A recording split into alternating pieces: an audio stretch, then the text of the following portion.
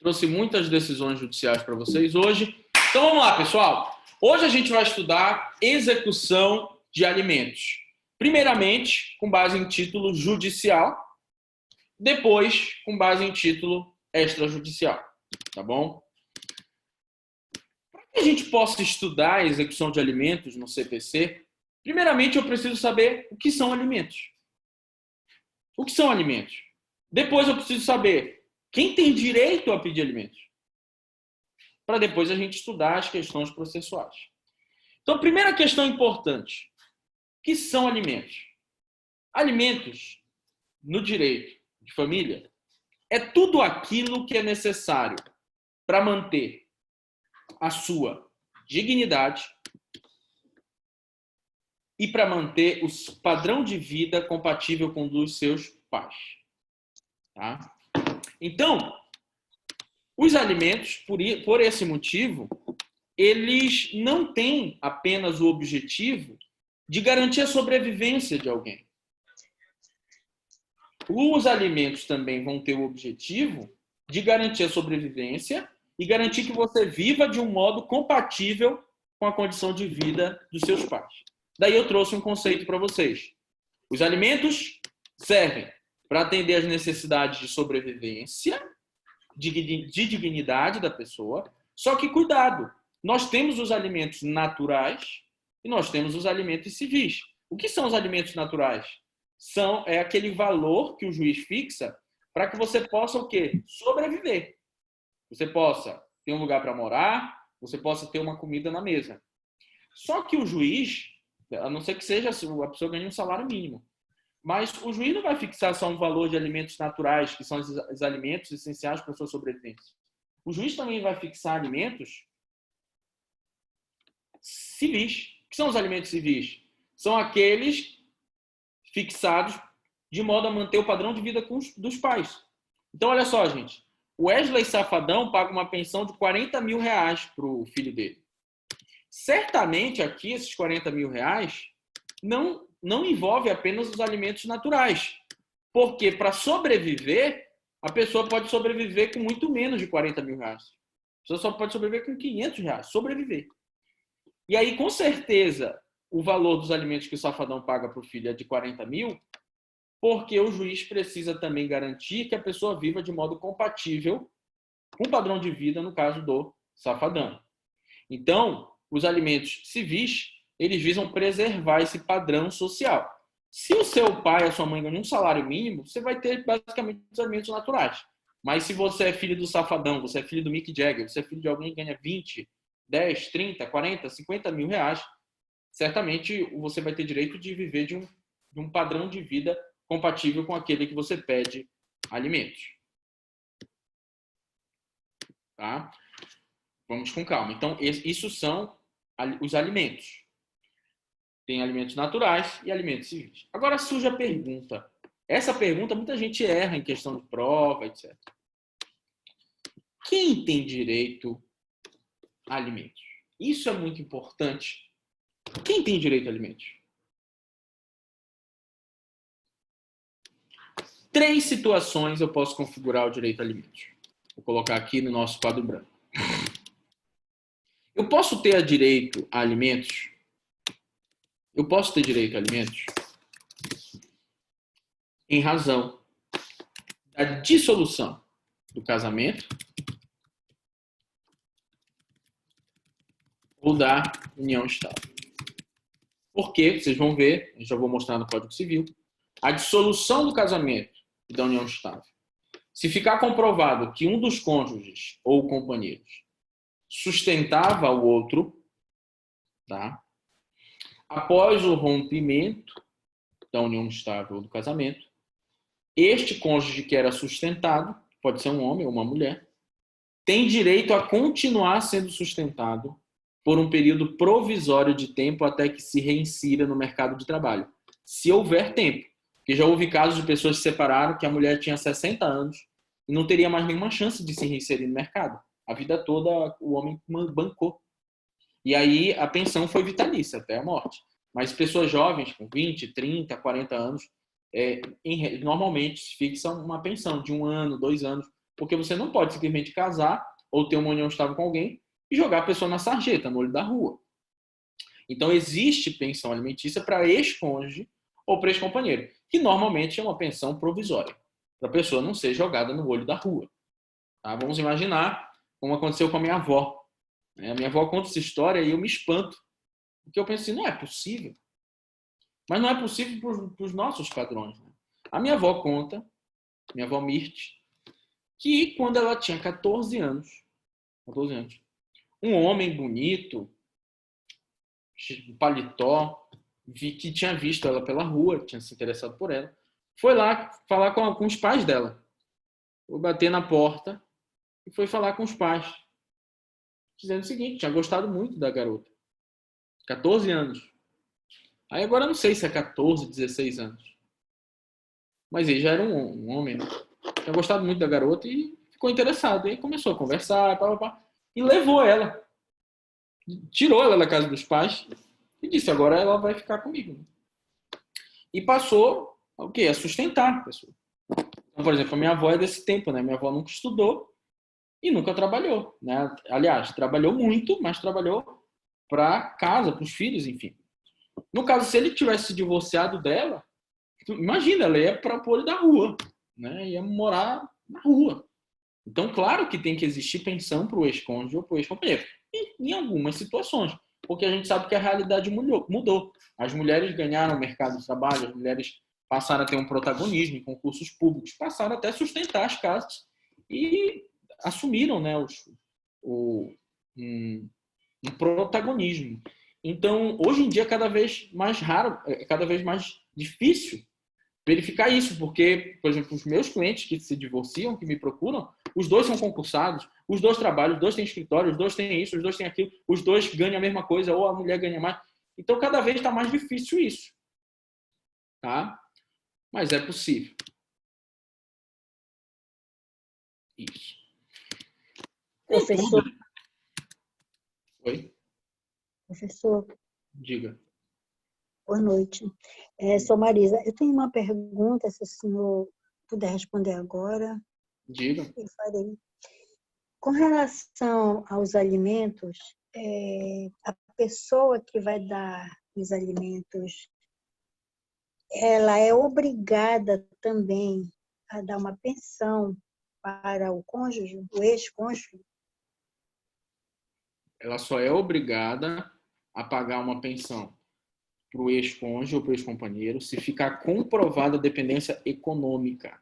Não é obrigatório. Vamos imaginar o seguinte, que eu ganho X reais, e a minha esposa é concursada, ela ganha X reais, igual a mim. A gente se divorcia. Nós temos 2 filhos. Neste caso, meu com a minha esposa, eu vou pagar só a pensão para os filhos. Porque ela trabalha, ela tem o salário dela. Não há uma dependência econômica, eu não pago as contas dela. No Né? caso, Agora se eu pagasse a faculdade, se eu pagasse a prestação do carro dela, se eu pagasse as contas do celular, e aí ficaria comprovada essa dependência econômica comigo, com o rompimento do casamento ou da união estável, eu teria que pagar, além da pensão para os filhos, teria que pagar uma pensão a ela proporcional àquilo que eu ajudava ao sustento dela. Tá? Mas não é sempre que vai existir. Tem que comprovar a dependência econômica. Tá bom. Mas se a pessoa, o homem, no caso, ele não é casado com ela, com a mulher, e é universitário apenas, ainda assim ele é obrigado? Depende, porque se tu fala assim, não é casado, mas a união estável tem o mesmo valor jurídico do casamento. Não Né? tem união estável. Ah, não tem união estável? Então não Não. tem direito a nada, absolutamente nada. Porque são Só para namorados? criança. Tem para criança, né? Não, calma, não estou entendendo. Eles não são casados, não tem É união um estável, não tem nada. casal que não é casado, Ah, então jovens. entre eles não tem direito nenhum. Entre eles, se eles são namorados, se eles tiveram uma relação sexual, entre eles não existe direito nenhum. Só existe para com as crianças, né? As crianças Mas têm o que direito. vai configurar a união estável, professor? Porque há algum tempo atrás eu vi, para comprovar uma união estável, a partir do momento que a pessoa passa 3 noites, dorme 3 noites na casa do namorado, isso já é uma união estável. Não, união estável é uma relação, tá, entre 2 pessoas do mesmo sexo ou de sexo diferente. É uma relação entre duas pessoas do mesmo sexo ou de sexo diferente. Duradoura. Então não pode ser só uma noite, 3 dias. Duradoura. Tá? Contínua. Ou seja, não pode ter sido uma vez há 10 anos atrás e um mês agora. Então tem que ser duradoura contínua. Pública. Ou seja, não pode ser às escondidas, tem que a sociedade, as pessoas devem saber do convívio social que tem aquela relação. E com o objetivo de estabelecer projetos em comum, juntos, que vá além da mera convivência, de ir num restaurante, de ir numa festa e outra, etc. Então tem que existir essa prova desses elementos. Né? Não é esse negócio de dormir na casa do namorado já a união está. Claro que existe uma linha tênue, e não é simples, e não é fácil. De casos que chegam ao judiciário, você separar um namoro de 10 anos de uma união estável de 1 ano. Claro que no judiciário a coisa é complexa, por isso tem tanto litígio sobre isso. Diga. Mas é possível comprovar união estável mesmo morando em casa diferente. Isso claro. E por isso que eu disse que os requisitos para caracterizar a união estável, nenhum dos requisitos diz que a pessoa tem que estar no mesmo quarto, encangado junto. Não. É uma relação pública, duradoura, contínua, com o objetivo de estabelecer projetos duradouros, comuns de vida, né, etc. E aí pode muito bem, como é o caso do Gugu, né, com a Rose, onde ela morava nos Estados Unidos, em São Paulo, ele morava em outra casa, mas eles claramente tinham uma relação pública, contínua, duradoura, com projetos comuns de vida, compartilhavam projetos juntos de vida, então não era cada um no seu canto, né? Claro que no judiciário a questão não é tão simples, né?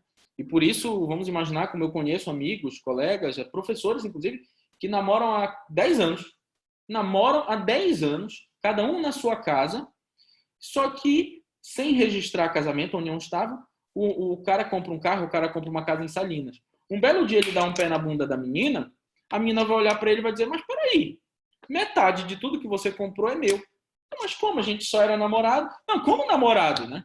Quer dizer, eu estou há 10 anos contigo, viajando o mundo todo, fazendo sonhos, projetos, que a gente vai fazer residência junto, não sei aonde, né? Fui lá junto contigo comprar um negócio, te ajudei a dar uma entrada não sei aonde, a gente passou 1 ano junto em Portugal, como eu tenho um amigo meu que é namorado de uma menina, eles passaram 1 ano em Portugal fazendo mestrado, e aí quer dizer, simplesmente eu joguei 10 anos no lixo? Não, então eu vou para o judiciário pedir um reconhecimento de união estável, com a partilha dos bens que foram adquiridos na constância dessa união estável. Ainda vou pedir pensão alimentícia porque eu estava estudando para concurso, você disse para eu não procurar emprego e você iria pagar minha moradia, ainda vou pedir pensão alimentícia. Então, aí, claro que a coisa não é tão simples, porque eu vou chegar, né, digamos, agora do lado deste rapaz, e vou dizer lá para a juíza, excelência, me desculpe, eu gostava muito dela, amava muito ela, mas no momento eu me considerava algo a mais do que um namorado. Então a coisa não é tão simples, porque a união estável ela não se preenche os requisitos na subjetividade. Ela preenche os requisitos a partir das provas do que acontece no mundo real. Então, por exemplo, na cabeça do Gugu, poderia ser, não, a Rosa é só mãe dos meus filhos. Na minha cabeça, eu considero ela só mãe dos meus filhos e nada mais. Não interessa o que se passa na cabeça ou o que você quer. Interessa o que a realidade dos fatos nos mostra. Né? Bom, então, a primeira situação que a gente vai poder ter a possibilidade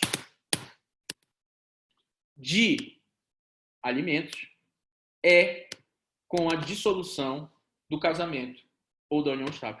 Professor, isso está na lei? Sim, está na lei. Então, vamos lá para a lei agora.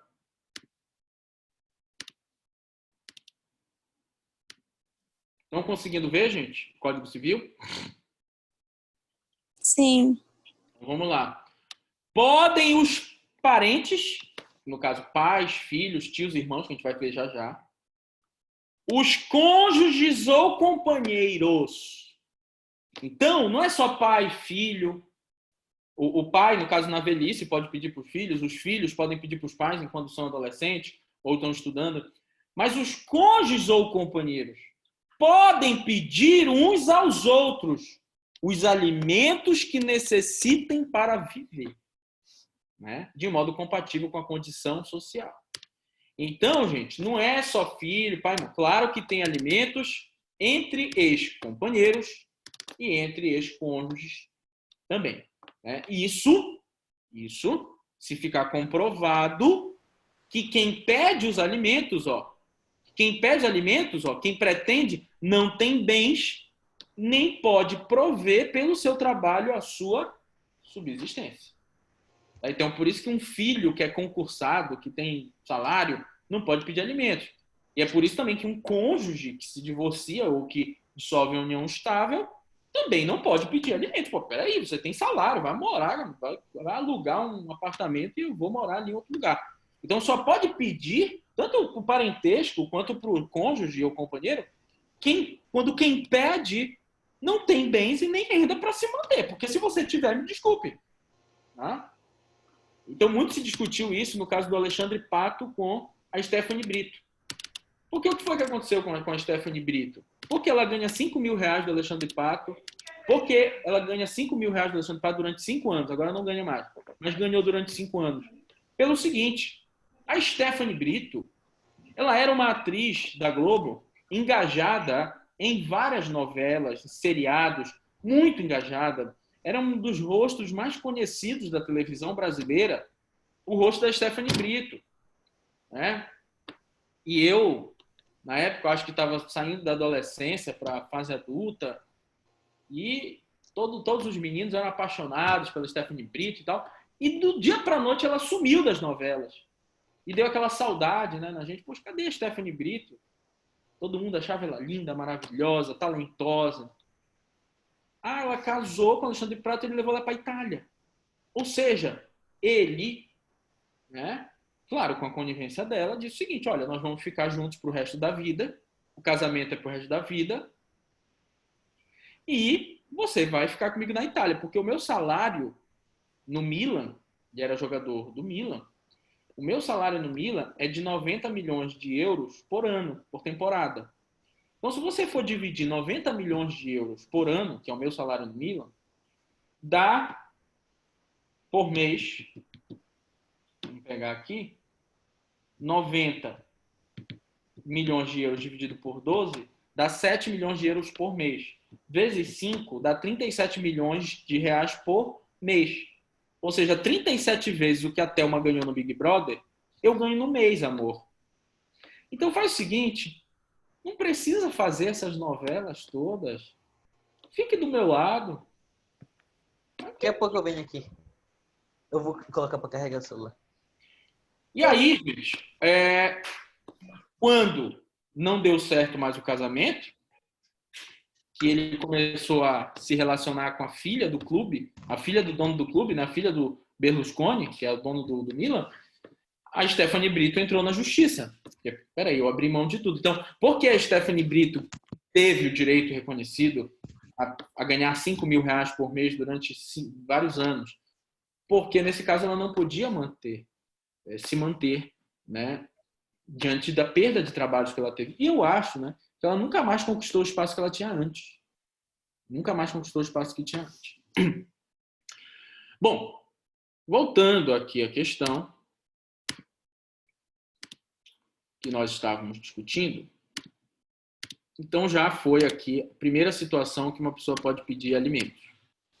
Agora vem a segunda. A segunda situação que a pessoa pode pedir alimentos é o alimento decorrente do parentesco. Parentesco. E aí, gente? Professor? Uma pergunta. A pessoa só vai ter direito, então, de pedir a pensão, né? Se ficar comprovada essa dependência financeira, fora a questão dos filhos, né? Que o filho sempre vai ter. Esquece o filho, que o filho não tem nada a ver com isso. A questão do filho... E os demais? Que demais? Quais demais? Os pais, ou o ascendente, no caso, né? Ou, tipo, a ex-esposa, a ex-companheira só vai ter direito. Quando tiver essa dependência? Sim. No caso da esposa da companheira, tem que provar de forma cabal a dependência econômica. Então é o seguinte, a minha esposa... E no caso dos pais? Não, isso a gente vai falar lá na frente. Esquece os pais. Os pais, Eu estou falando casamento. Casamento, união estável. Agora a gente vai passar para o parentesco e agora que eu vou começar a falar. Parentesco é outra questão. Outra questão. Tudo bem. Tá bom? Obrigada. Aí a gente já vai ver isso. Perguntaram aqui, Professor, na pensão de alimentos entre os cônjuges, existe questão de manter o padrão de vida ou só sobrevivência? Manter padrão de vida. Quando o Código Civil fala alimentos, podem pedir uns aos outros, os cônjuges ou companheiros, e quando ele diz assim, os parentes podem pedir uns aos outros, para garantir a sobrevivência e também viver de um modo compatível com condição social, ele não faz diferença entre filhos, casamento, união estável. Então, sim, padrão de vida. Tem um caso em Belém interessante de uma moça que ela morava no interior, linda menina e tal, bem nova, e um madeireiro conhecido aqui em Belém, foi lá com essa moça. Calma, gente, já vou chegar lá da Stephanie, calma. Foi lá com essa moça, retirou ela lá da casa dos pais, etc. E depois decidiu romper lá o casamento. E ao que ela me contou, tá? Ela ficou recebendo durante 1 ano, 2 anos, algo em torno de R$10 mil de pensão. Tá? Ou seja, não é só para sobreviver. Tá? É para viver de um modo compatível com o padrão de vida. Agora, o caso da Stephanie, a gente tem que confirmar se foi 5 mil mesmo, né? Vamos ver quanto foi. Vamos ver aqui. Pessoal, desliguem o áudio de vocês, por favor, tá? Então, vamos ver aqui. Tira uma dúvida minha. Porque realmente deveria ser maior, né? E pensão Stephanie Brito. Tira uma dúvida minha. Calma, só um segundo. Foi R$50 mil, né? Então, perfeito. Aqui já tá ótimo. Eu falei 5 mil, né? Na verdade, foram durante 5 anos. Então, ela conseguiu aumentar para 50 mil por 18 meses. Por 18 meses. Que, neste caso, veja, o Alexandre Pato, olha só como a pergunta da Vitória é importante. Por que 50 mil está justo no caso da Stephanie? Pelo seguinte, o Alexandre Pato ganha 37 milhões por mês. Só que dos 37 milhões que ele ganha por mês, na época, né? Os 37 milhões que ele ganha por mês, 36 milhões vão para fundos de investimento. Não é o padrão de vida dele. E aí, com 1 milhão por mês, ele paga as contas, etc, etc. Então, assim, com 50 mil que ela ganhe, já dá para morar num apartamento em São Paulo, um aluguel, sei lá, de 20 mil reais, 30 mil reais, dá para ter motorista e viver de um modo compatível com a condição de vida dele. Claro que ela não vai poder ser jogadora de futebol, ela não vai poder ter o salário dele, mas viver de um modo de um padrão que ele dava a ela lá. Então, tá aqui, não é só para sobrevivência. Tá aí a Stephanie Brito. Eu falei 5 mil porque veio na cabeça lá, mas na verdade foi 50 mil, né? Diga, Alessandra, agora sim, pode falar. Tive uma dúvida minha. Essa pensão alimentícia, ela que se faz, né? Vamos dizer, tem um prazo para o casamento. Vou lhe dizer por que a minha dúvida. Vou lhe contar meu drama aqui, que até o cachorro chora. Meu ex-marido casou novamente, tá? Até então estava tudo bonito, tudo lindo. Só que ele passou só 2 meses casado. 2 meses. A moça automaticamente não trabalhava, não fazia nada da vida. E só que quando ele saiu da casa, ele saiu só com a roupa do corpo. Até a conta bancária que eles tinham em conjunto, ela ficou. E não era uma conta bancária pouca. Entendeu? Aí o que vem a minha pergunta? Por quê? Porque na época até eu fiquei super revoltada. Era a minha finalidade fazer assim, bem, estudar direito para poder fazer isso. Não para jogar ele, porque, sinceramente, não vale nem a pena, professor. O que eu já conquistei perante a família, eu lhe digo uma coisa assim, francamente, do fundo do meu coração. Foram-se os anéis, ficaram-se os dedos. Mas o que eu não achei justo é que, por conta disso, o padrão da minha filha tinha que cair. Eu não achava justo isso. Porque ele teve, para se livrar dela, Até tirar o nome que ela queria ficar e ele não queria, ele passou 2 meses casado com ela. Lógico, ele passou numa relação 5 anos e 2 meses casado. Ele teve que pagar por 2 anos pensão alimentícia, sendo que ela ficou com a casa, ela ficou com o carro, ela ficou com a conta bancária que tinha lá, entendeu? E ele Bom, teve deixa que eu te pagar falar. por 2 Deixa eu anos te falar uma essa coisa. pensão alimentícia. Deixa eu te falar uma coisa, Alessandra, rapidinho aqui. A partilha dos bens de um casamento ou de uma união estável não tem nada a ver com os alimentos.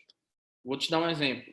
Se eu tivesse comprado um apartamento de 1 milhão, uma casa em Salinas e um iate, eu fosse milionário, e o meu regime de casamento fosse de comunhão parcial de bens, e a minha esposa não trabalhasse, eu sustentasse ela totalmente. O fato dela receber metade de tudo isso, metade do iate, metade, não descaracteriza a questão do alimento, porque o direito a alimentos, ele não tem nada a ver com a partilha. Se ela não tem emprego, se ela não tem renda para se manter, ela vai ter direito a alimentos. Então, tá uma coisa, não tem nada. Ela ficou com o carro, ela ficou com a conta bancária. Isso não tem nada a ver com direito a alimentos. Segundo lugar, a questão dos alimentos para a filha, de diminuir o padrão de vida, aumentar o padrão de vida, é o que a gente ainda vai ver agora. A gente ainda não entrou na questão dos filhos. Então, a gente ainda vai ver como funciona esse raciocínio, tá, nos filhos, tá bom? Então, eu vou entrar agora na segunda questão, que dá o direito a alimentos, que não tem a ver com casamento, não tem a ver com união estável, não tem a ver com nada disso. Eu posso encontrar com uma menina na balada, engravido a menina, ela vai ter o filho, mas eu não quero nunca mais olhar na cara dela, não interessa. Você vai ter que amar seu filho, cuidar, zelar, ter a guarda compartilhada e pagar a pensão também. E, diga-se de passagem, é o menos importante. O mais importante é a presença, a educação. Tem até um filme, né, que mostra isso. Um filho de uma mulher morre e ela fica com depressão e fica numa cadeira de embalo, só comendo, só tomando água, porque ela perdeu esse filho, mas ela ainda tinha uma bebezinha de 1 ano. E já tinham passado meses, ela não estava mais acompanhando a filha, porque ela estava em depressão pela perda do outro filho, né? Até que o marido dela chegou e disse: eu vou respeitar o seu luto, mas você está perdendo a sua filha.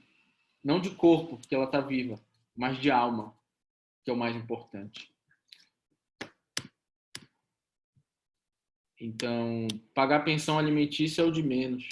Inclusive, eu passo ali na Praça da República e eu vejo sujeito lá que ganha um salário mínimo, às vezes está desempregado, com um filho no cangote, todo suado, chutando a bola para cima, rindo. Aquele pai é mais pai, aquela criança é mais feliz com aquele pai do que muita gente milionária que mora em cobertura, em triplex, e que simplesmente o pai só paga lá as babás para ficarem com os filhos, né? Então, a pensão, o dinheiro é menos importante. Essa pandemia nos mostrou, né, que o dinheiro é a coisa que menos importa na vida. Porque se você não tiver saúde, não interessa o estudo, a sua titulação, não interessa a sua condição social, o seu patrimônio. Você pode ter uma Mercedes, morar num triplex. Não interessa, né? Essa pandemia, a ciência não descobriu, todo o dinheiro do mundo é insuficiente e veio para mostrar que o mais importante é saúde, é família, é se cuidar da sua saúde. Não adianta você estudar horas e horas, trabalhar igual um doido e não estar se alimentando bem, não estar se cuidando. Mas, enfim. E agora vem a segunda questão, que é uma questão que não tem nada a ver com casamento, como eu disse. Vou engravidar uma menina numa festa e eu vou ter que pagar alimentos. Para ela, não. Para ela, não. Mas para o filho. Tá? E essa questão do parentesco, ela tem... Exatamente. E essa questão do parentesco, ela tem uma peculiaridade. Por quê? Quando eu falo parentesco, vocês têm que ter uma visão ampla que não é só pai e filho. Porque eu tenho aqui, ó, vou colocar a mãe, o pai e o filho. Tá? Então, vamos colocar aqui, ó, a mãe, o pai e o filho. Essa é uma tríade clássica, né? Por que tríade clássica? Porque o filho, em relação aos pais, é um parente descendente de primeiro grau. Então, o Código Civil diz que os parentes podem pedir alimentos uns aos outros. Então, sempre vem a visão clássica, que o filho, enquanto for criança ou adolescente, ou maior de idade, mas cursando nível superior, ele é parente, podem pedir o quê? Uns aos outros. Então, o filho vai poder pedir para os pais, para ambos os pais. E eles vão ter que pagar na medida das suas condições. E vem logo na cabeça também, ora, se os parentes podem pedir uns aos outros, esse dever de pagar alimentos é recíproco. Logo, os pais na velhice, ou sem aposentadoria, ou desempregados, e o filho com condição, os pais vão poder o quê? Pedir também alimentos para o filho. Porque o que diz o Código Civil? Que os parentes podem pedir alimentos uns aos outros que necessitem para sobreviver. É exatamente o que diz aqui, ó, o nosso Código Civil. Podem os parentes pedir uns aos outros. Ou seja, não é só os filhos que pedem para os pais. Os pais também pedem para os filhos. Agora, desde que os pais estejam em condição de miserabilidade, não estejam podendo se sustentar, e o filho, né, possa pagar sem prejuízo do seu sustento. E aqui é que vem a grande pegadinha. Porque quando eu falo que os parentes podem pedir uns aos outros os alimentos que necessitem, os pais são parentes de primeiro grau ascendente. E eu, em relação aos meus pais, sou um parente de primeiro grau descendente. Mas surge a pergunta: e se meus pais morrerem? Eles são meus parentes de primeiro grau, né? Se meus pais morrerem, vou colocar aqui, ó. Eles morreram. Vou até colocar um coração, né? Porque a gente vê assim que a morte é uma coisa ruim. Mas vamos colocar um coração, né? Morreram, foram meus pais e me amaram e deu tudo certo, né? E morreram porque todo mundo vai morrer um dia. Então meus pais morreram. O meu irmãozinho aqui, gente, e aí? Eu sou um advogado, um professor. Meu irmãozinho tem 15 anos. Exatamente. O que vai acontecer aqui? Ele, obviamente que eu pagaria para o meu irmão sem precisar de nenhuma ação judicial, mas vamos pensar, sei lá, que eu não quero cuidar do meu irmão. O que o meu irmão vai poder fazer, gente? Ele vai poder entrar com uma ação, tá? Pedindo alimentos para mim, porque eu sou um parente colateral de segundo grau. Eu sou um parente colateral de segundo grau. Eu vou até o ascendente comum e desço. 1, 2. Então, quando o Código Civil diz que os parentes podem pedir alimentos uns aos outros, o que ele está querendo dizer? Os parentes podem pedir alimentos uns aos outros, que necessitam para sobreviver, preferindo-se os de grau mais próximo. Mas se os de grau mais próximo morrerem, ou estiverem, digamos, em situação de penúria, eu vou para o outro grau mais próximo. Logo, se os meus pais morreram, quem é o grau mais próximo de mim? É a minha irmã, é a minha tia, tá? Irmã da minha mãe. Ou é o meu irmão? É o meu irmão, porque a minha tia é um parente colateral de terceiro grau. E o meu irmão é de segundo grau, parente colateral de segundo grau. Então, claro que eu não vou pedir para minha tia, eu vou pedir para o meu irmão. Mas, e se o meu irmão for também uma criança? O meu irmão é uma criança, meu irmão não tem renda, o meu irmão está desempregado. Não morreu, mas está desempregado. O que eu vou fazer? Ou nós dois vamos fazer? Nossos pais morreram. Nós poderíamos pedir para os avós, né? Que os avós são parentes em linha reta de segundo grau. Mas se os avós estiverem mortos, ou estiverem desempregados também, eu vou ter que pedir o quê? Para o meu tio ou para a minha tia. Então, só cuidado, porque eu posso pedir alimentos uns aos outros parentes, mas preferindo os de grau mais próximo. Mas se o de grau mais próximo morreu ou está em situação de penúria, eu vou para o próximo grau e eu vou para o próximo grau.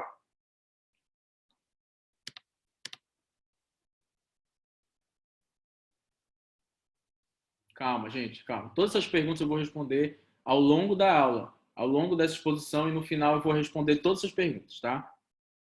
Tudo isso aí eu vou responder. Então vamos com calma, que tudo isso aqui tem resposta na lei. Olha só. Primeira questão aqui, gente. O STJ decidiu que não tem esse negócio de, mas a minha tia é mais rica. Não existe isso, gente. Meus avós são mais ricos. Não existe isso. O que você tem que fazer, gente? Sempre o de grau mais próximo você vai ter que pedir. Você só vai poder ir para o próximo grau, um grau mais remoto, tá? Você só vai poder ir para o próximo grau se o grau mais próximo ou tiver morrido, ou tiver morto, né? Ou não tiver a mínima condição. Então aqui, ó, no caso do seu irmão, se o seu irmão tiver, sei lá, um salário de 3 mil reais e a sua tia for milionária, você não pode pedir para sua tia. Você vai ter que pedir para o seu irmão, você vai viver de modo compatível com isso. Tá? Porque a sua tia é de terceiro grau, então você tem que preferir o de grau mais próximo.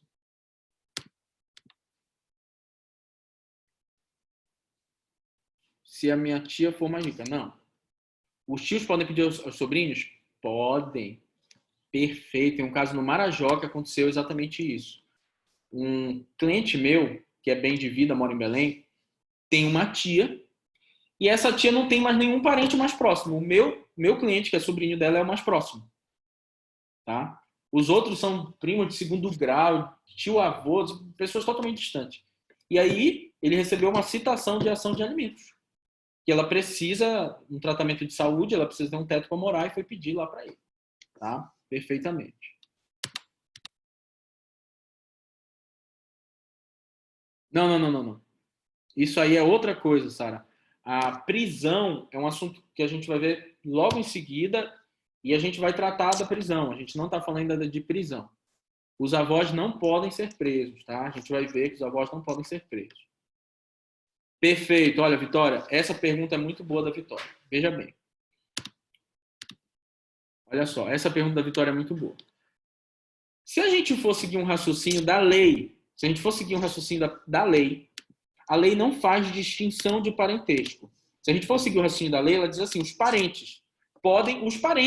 Não fala, como diz o Código de Processo Civil, até o terceiro grau, até o quarto grau. Não fala.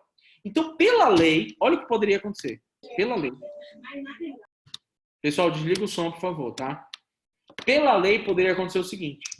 Eu tenho uma tia, tá? E a minha tia, digamos, claro, tem um filho. O que é que esse filho da minha tia é para mim? Ele é meu primo.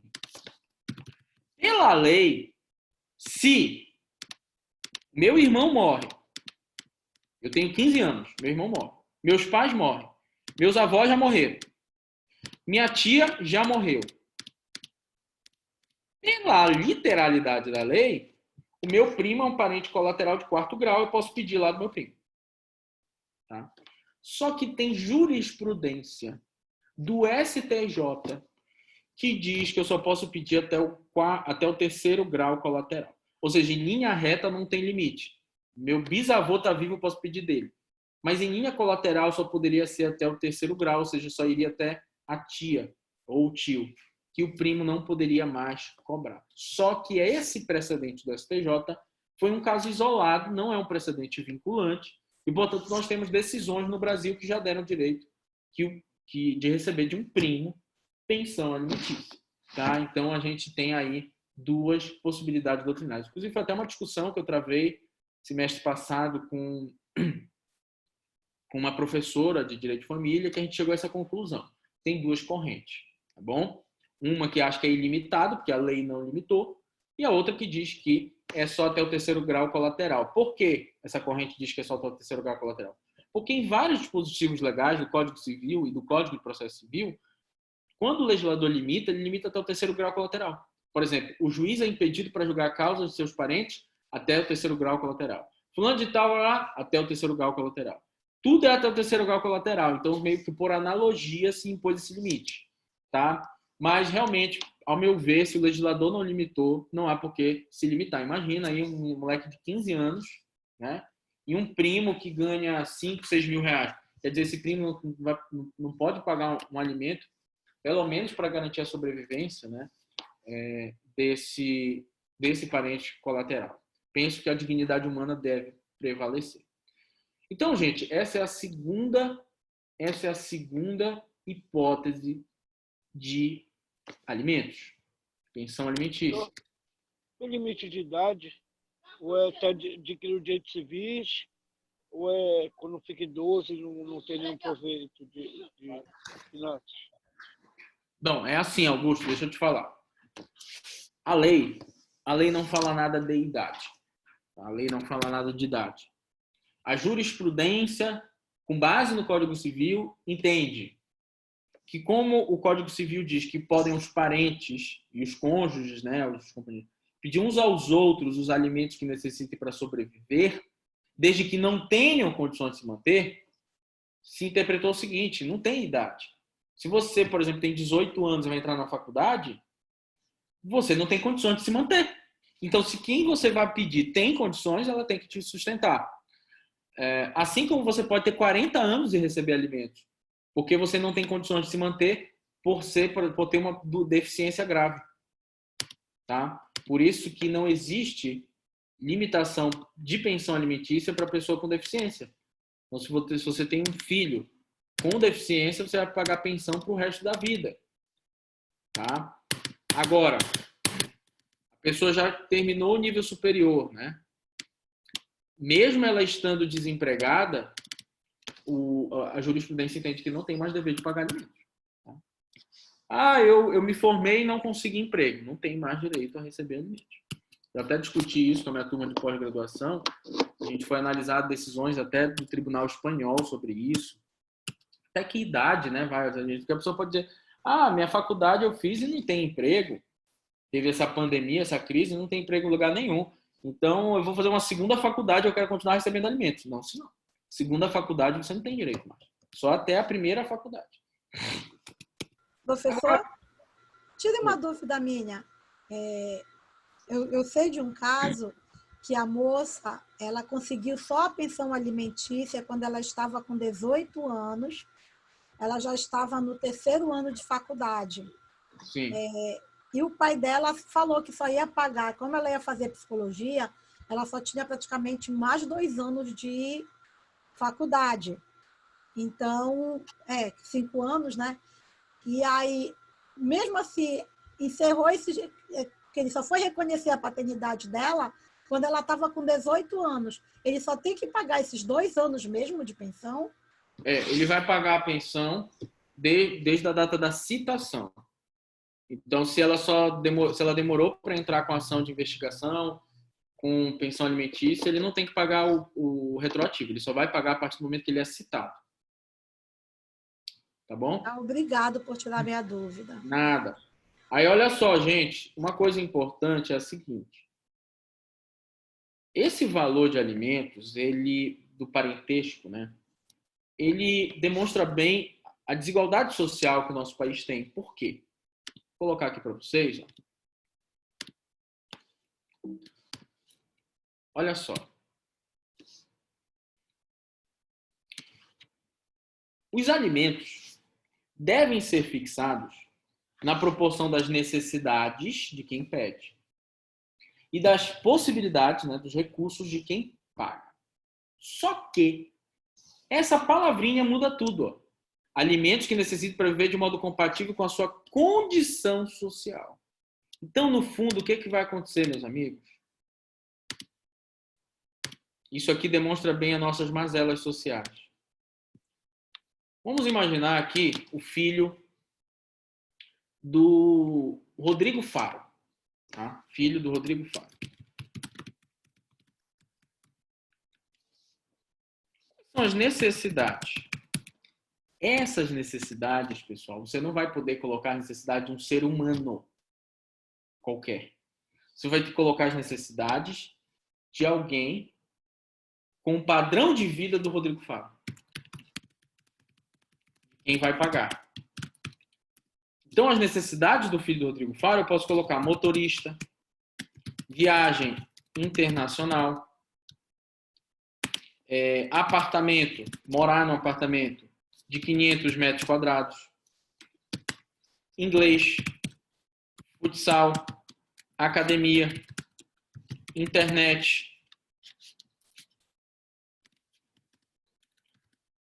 aula de reforço, internet, aula de reforço. Você pode colocar vestuário e alimentação e lazer. O que eu faria se eu fosse advogado de um filho do Rodrigo Faro?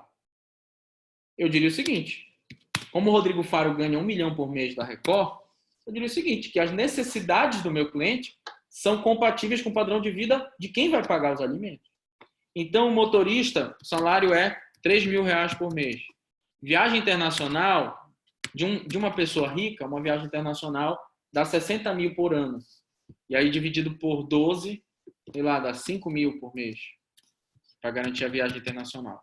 Um apartamento de 500 metros quadrados, o aluguel, digamos, deve estar uns R$25 mil em São Paulo. Aí vamos colocar R$1.000 aqui, cada um desses. Inglês, academia, melhor escola de futsal, melhor academia, melhor internet, aula de reforço, R$1.000 de roupa por mês. Alimentação, vamos colocar aqui uns R$3.000. Lazer, sei lá, um lazer de um cara desse é coisa de rico, né? Então, são restaurantes caros, são programações com os amigos, etc. Jogar golfe, etc. Jogar tênis, não sei aonde, churrasco. R$3.000. Então, se eu fosse advogado do filho do Rodrigo Faro, só para um filho eu pediria 25, 30, 36. Eu pediria algo em torno de 40, 50 mil reais de pensão. Por quê? O valor da pensão, ele leva em conta as necessidades, mas as necessidades de acordo com o padrão social de quem vai pagar. E as possibilidades de quem paga. Possibilidades. Que no caso do Rodrigo Faro é de 1 milhão por mês. Então, para ele, gente, 50 mil reais é, sei lá, 5% do rendimento dele por mês. Então, as necessidades elas estão em harmonia com as possibilidades de quem paga. Mas se eu for colocar o filho do garçom do Hotel Beira-Rio, que eu fui advogado desse menino, quando eu era do NPJ da UFPA, vou colocar aqui o filho do José, garçom do Hotel Beira-Rio. Eu era do NPJ da UFPA e teve um menino, filho de um garçom do Hotel Beira-Rio. E aí vem o choque. Né? Que nos livros de direito de família eu estudava o Rodrigo Faro, o Gugu, não sei aonde. E quando eu fui lá para o NPJ, eu tive que pedir a pensão para o filho do garçom do Hotel Beira-Rio. Tá? Mãe desempregada, tive que pedir. E aí vem a vontade de chorar nessa situação. Né? Porque na hora de colocar as necessidades, eu queria colocar sorvete, eu queria colocar McDonald's, eu queria colocar uma viagem para Fortaleza, para Mosqueiro. Eu queria colocar nas necessidades um futsal, um curso de inglês. Eu queria colocar nas necessidades um plano de saúde, que no caso aqui do Rodrigo Faro, é o plano de saúde do Hospital Israelita Albert Einstein. Eu queria colocar tudo isso, Unimed, etc. Mas, quais foram as necessidades, portanto, que eu coloquei? Uma lata de leite. Por mês, vamos colocar uma lata por semana. Cada lata de leite, 1 quilo de leite que a criança usa. Não é não. É leite ninho e com muito luxo ainda. Leite ninho com luxo. Tá? Então, 1 quilo por semana é R$22 o quilo. Então, por mês, dá 22, 22, 44, 44, 44, R$88 de leite ninho. Tá? R$88 de leite ninho. Só que o que acontece? A criança, ela não toma só leite ninho, porque já tem 2 anos. Então, ele precisa ter um macarrão. Ele precisa ter um picadinho. Tá bom? Então, eu precisei colocar aqui a alimentação, além do leite. Então, eu coloquei aí mais R$150. E tem a questão do transporte, de um vestuário, né? Quem precisa comprar uma cueca de R$10 que seja, no regatão ali, no manolito. E aí eu coloquei mais medicamento, vestuário. E o lazer dele, né? Que é tomar uma água de coco na Praça Batista Campos. Esse é o lazer dele. E comprar uma bola daquela na Praça Batista Campos de R$7, pelo menos uma vez por mês. Que ele saiba o sabor de um sorvete, de uma água de coco lá, pelo menos uma vez por mês. E aí, somando tudo, deu um total aqui de R$400. Quais são as possibilidades de quem ganha? No caso, na época era 920. E a juíza acabou fixando em 320. Tá? Então, por quê? Nos 2 casos, respeita a legalidade. Respeita a legalidade em relação a... Porque, embora o nosso sentimento e o nosso coração queira dar para todas as crianças do mundo um mínimo de dignidade, eu não posso obrigar este rapaz, garçom do Hotel Beira-Rio, a pagar, tá? R$2.000. R$1.000 eu não posso, porque ele também tem a dignidade dele, ele precisa também ter cueca para ele vestir e pelo menos um arroz com feijão na mesa. E aqui eu estou falando, não estou nem falando de moradia. Sabe Deus como esse pessoal mora? Mora de favor na casa de familiares, de tias, se unem, cada um dá R$50 para morar num quartinho alugado. Essa é a realidade da periferia brasileira. Eles se unem, cada um dá R$50 para eles terem onde dormir. Tá? E por que nos 2 casos está certo? Não certo de um ponto de vista de justiça distributiva, não certo de um ponto de vista de solidariedade social, de distribuição justa de renda. Não certo a partir de princípios de justiça, mas certo a partir dos princípios do direito de família. Porque o nosso Código Civil diz o seguinte, diz que os parentes, geralmente pais e filhos, né, podem pedir os alimentos uns aos outros, que necessitem, mas que necessitem de forma abstrata, não, que necessitem de um modo compatível com a condição social.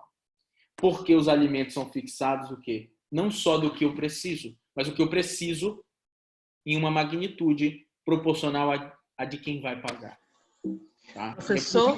Só um segundo, já passo a palavra. E é por isso que são devidos os alimentos quando quem pretende não tem renda, não tem bens para se manter. E é por isso que criança e adolescente sempre vai ter direito a alimentos. Adulto, se for pessoa com deficiência ou pessoa que estiver em nível superior, estiver cursando nível superior, sempre vai poder pedir. Deixa eu ver primeiro aqui no chat. Não, Sandra, a questão da média, tá? Primeiro respondendo aqui a pergunta da Sandra. A questão da média, ela não existe uma média. Quando o pessoal fala 30%, quando tem 20% quando tem um filho, 40% quando tem filho, é quando a gente olha para a realidade da classe média brasileira. Sei lá, o cara ganha 5 mil, 4 mil, 3 mil, geralmente vai ser 20% se tem só um filho, 40% se tem 2 filhos, né? 20% para cada. Mas não é uma regra fixa, porque às vezes tem uma criança com necessidades especiais que precisa de um valor maior. E também, quanto mais rica for a pessoa, menos vai ser possível justificar os luxos. Porque, por exemplo, eu posso justificar a necessidade de uma criança com motorista, eu posso justificar com futsal, balé, morar numa cobertura. Mas eu não posso justificar a necessidade, sei lá, de ter um palácio de ouro. Então, por mais que a pessoa ganhe, sei lá, como Mick Jagger, que ganha 20 milhões de direitos autorais por mês, o filho dele que ele tem com a Luciana Gimenez ganha 50 mil de pensão. Porque eu não posso dizer... Chega uma hora que a necessidade ela atinge um limite. Então, Quanto mais milionária for a pessoa, menor vai ser o percentual. Vamos imaginar que eu fosse um desses executivos aí do Bradesco e tal, e eu ganhasse, sei lá, 10 milhões por mês e me separasse da minha mulher. Eu não ia poder pagar, sei lá, 4 milhões de pensão. Não tem como. Não existe 4 milhões de pensão em nenhum lugar do mundo. Ah, mas o Bona ganha 100 milhões, então tem que ser 30% do salário dele. Não, não existe essa regra. Os parâmetros que a lei diz eu tenho que demonstrar necessidades de quem pede. Necessidade de acordo com o padrão de vida de quem vai pagar. Tudo bem, mas tem que ser o quê? Necessidades. Eu posso dizer que o filho do Safadão e o filho do Rodrigo Faro têm a necessidade de ter um motorista. Não é a necessidade básica de qualquer ser humano, mas do filho do Safadão e do Rodrigo Faro, sim, eles têm a necessidade de ter aula de inglês. Eles têm a necessidade de ter um plano de saúde do Albert Einstein, no Hospital Israelita Albert Einstein, que o plano de saúde é 10 mil reais por mês. Por isso que o Raul Gil, aquele apresentador, passou mal, agora de Covid-19. Em 1 minuto tinha um helicóptero no heliporto dele, e em 10 minutos ele já estava numa sala de UTI. Porque ele paga 100 mil reais por mês do melhor plano de saúde dos astros do Brasil, que sempre vai ter uma UTI, sempre vai ter um helicóptero à disposição para te buscar onde você estiver. Né? Então, você não pode me dizer que no caso do filho do Safadão e no filho do Rodrigo Faro, ter um motorista é luxo. Ter um plano de saúde do Hospital Albert Einstein é luxo. É um luxo. Claro que é um luxo ter um motorista. Claro que é um luxo malhar numa academia de R$1.000. Claro que é um luxo estudar numa escola de R$8.000, como é a escola que estudava a filha da Xuxa, no Rio de Janeiro, que era 8 mil. Claro que é um luxo. Mas à luz do que diz o Código Civil, isso não é luxo. Isso é viver de um modo compatível, ter necessidades que são compatíveis com o padrão de vida dos pais, chegando em alguns casos até a necessidade de ter segurança, né, privado. Então, não existe esse percentual. Tinha mais alguém com uma pergunta? Eu, professor. Diga. Quem paga a pensão, ele pode exigir que quem recebe, no caso, por exemplo, o pai paga a pensão, ele pode exigir que a mãe comprove que ela usou o dinheiro com os filhos? Existe isso juridicamente? Perfeito. Muito boa a tua pergunta. É a Leila, né? Sim, sou eu. Muito boa essa questão. Olha só. Existe uma regra geral do direito civil, tá? E do processo civil, que é o seguinte: toda vez que você tem um dinheiro que não é seu, você tem que juntar comprovante, você tem que ter comprovante.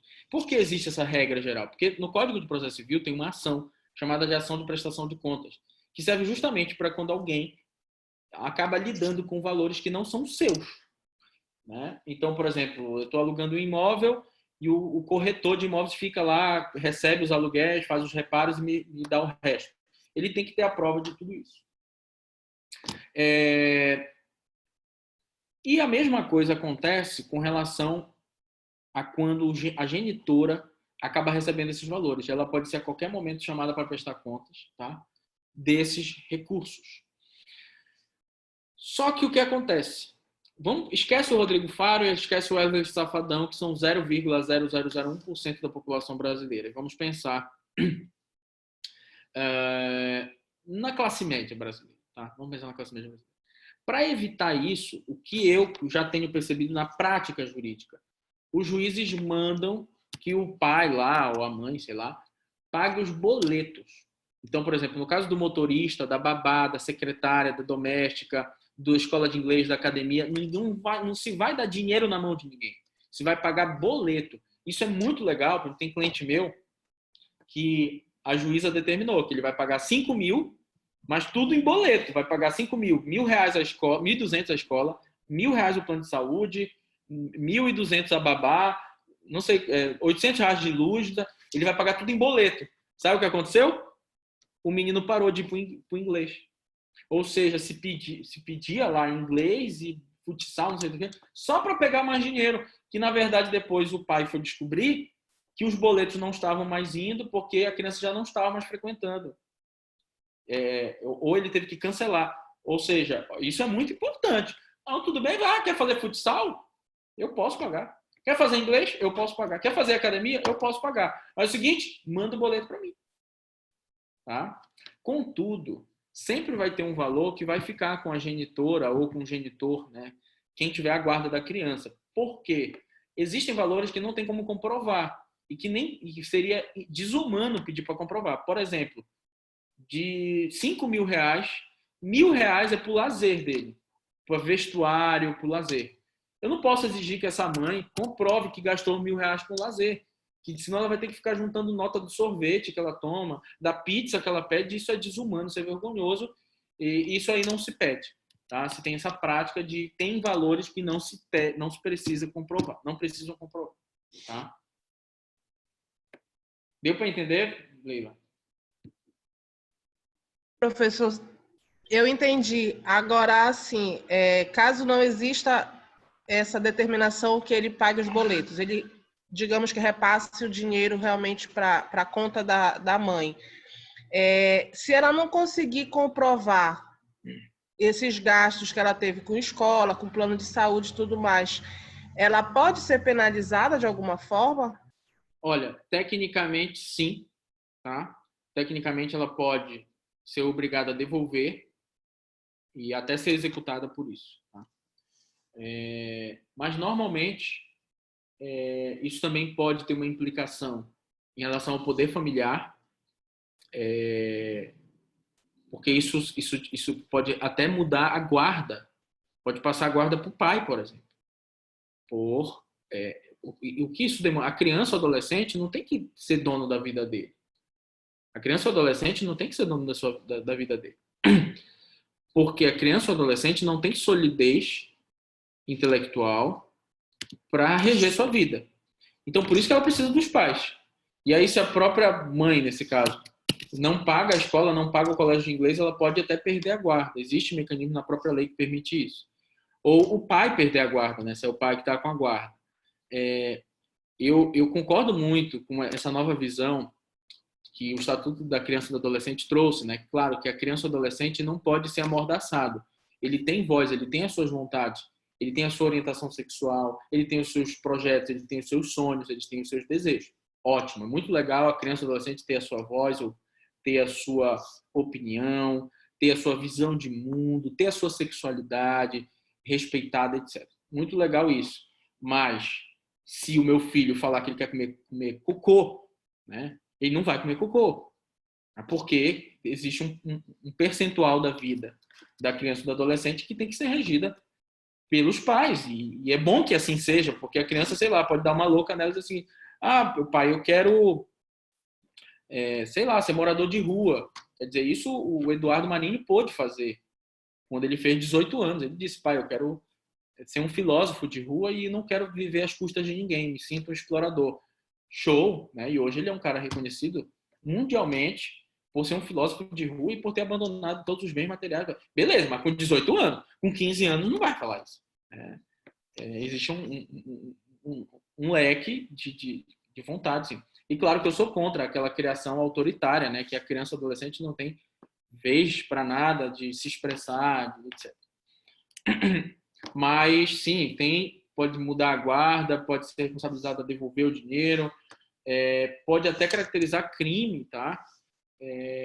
De abandono de incapaz, dependendo da gravidade dos valores, por exemplo, plano de saúde, escola, que são questões básicas, pode até ter repercussões criminais nessa questão. E prosseguindo aqui, nós temos a terceira hipótese de alimentos, que é a pensão alimentícia,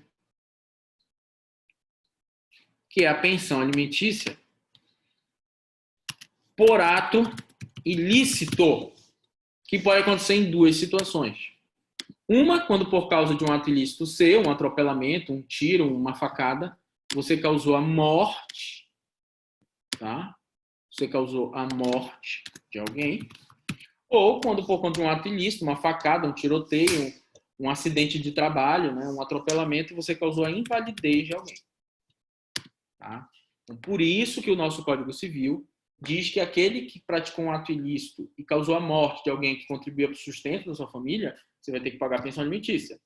Ou aquele que ocasionou invalidez também vai pagar a pensão alimentícia. Contudo, pensão alimentícia, esqueçam isso aqui. Vou até arriscar. Porque a execução de alimentos por ato ilícito, ela não tem um procedimento especial. O procedimento dela é a penhora. Não tem prisão, não tem nada do que a gente vai ver aqui. Simplesmente, se for por ato ilícito, que não tem prisão, o procedimento é aquele, pagar em 15 dias, etc, etc, etc. Igual que a gente viu e fez a peça. Então, o procedimento especial que nós vamos estudar aqui, ele tem a ver com os alimentos que um cônjuge, um ex-cônjuge ou um ex-companheiro deve ao outro, ou que um parente deve ao outro. Primo, sobrinho, pai, os pais devem para os filhos, o filho deve para o pai, etc. Então, a execução que a gente vai estudar hoje, ela tem a ver apenas e não somente com os alimentos decorrentes do direito de família. Alimentos decorrentes do direito de família. Tá bom? E aí é importante, logo, muito ficar claro o seguinte. Que uma coisa é a ação de alimentos. Isso é uma coisa. Outra coisa completamente diferente é a execução de alimentos. Porque quando eu tenho a ação de alimentos, eu busco que o juiz reconheça, através de uma liminar ou de uma sentença, o meu direito a receber alimentos. Então, quando eu entro com a ação de alimentos, eu quero que o juiz reconheça que eu tenho direito a receber alimentos. Mas quando eu entro com a execução de alimentos, é porque esse direito já foi reconhecido numa liminar ou numa sentença e não foi pago, não foi cumprido. Então, execução de alimentos, eu não discuto mais se o valor é justo ou o valor não é justo. Na execução de alimentos, eu já não discuto mais se o pai pode pagar aquilo, se a mãe pode pagar aquilo ou não. Tá? Na execução de alimentos, simplesmente eu me preocupo em efetivar aquilo que já foi decidido. E é muito comum os advogados cometerem esse erro, né? O advogado lá do pai ou da mãe, que é o réu na ação de alimentos, ele vai lá e diz que o valor é muito alto de alimentos. O que o juiz da execução diz? Olha, desculpe, não tem nada a ver. Valor alto de ação de alimentos, você vai discutir na contestação ou você entra com uma ação revisional de alimentos, porque não existe coisa julgada de alimentos. A qualquer momento você pode entrar com uma revisional, dizendo que está desempregado, né? Dizendo que teve um decréscimo patrimonial decorrente dessa pandemia. Mas não é na execução que você vai discutir. E outra coisa, dormientibus non succurrit jus. Ou seja, o direito não socorre aos que dormem. Você está ganhando menos na pandemia e não faz nada, a sua dívida vai acumulando. Você tem que logo de imediato pedir uma liminar numa ação revisional de alimentos. Tá? E não é na execução que você vai discutir que o valor é justo ou injusto. Tá? E, por fim, nós temos o procedimento especial da execução de alimentos. E aqui, muito cuidado. Na execução de alimentos, nós temos dois procedimentos. Um procedimento é um procedimento especial, que é o procedimento que cabe à prisão. Tá? E o outro procedimento, nós temos a execução de alimentos, é um procedimento comum, que é o da penhora, que é idêntico praticamente ao que a gente viu na aula passada. Tá? Então, a gente tem o da prisão e a gente tem o da penhora. Tá? E com isso, a gente vai estudar primeiro o rito da prisão. Mas antes, nós vamos dar um pequeno intervalo aí, pessoal. Senão, a gente vai ficar muito cansado aqui. Tá bom?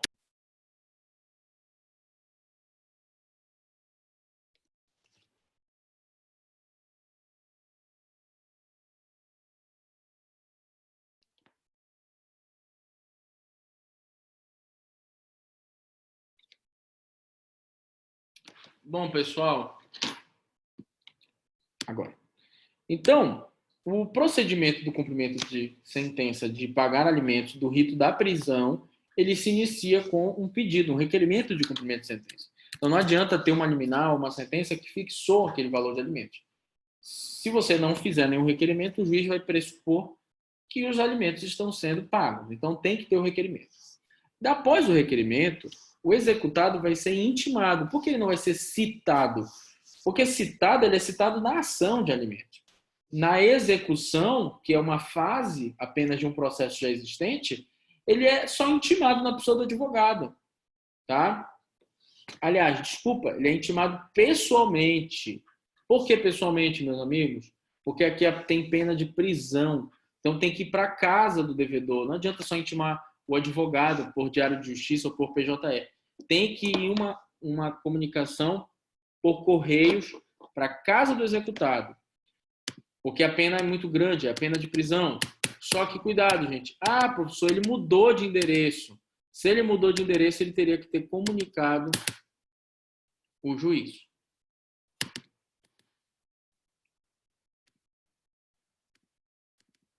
Tá?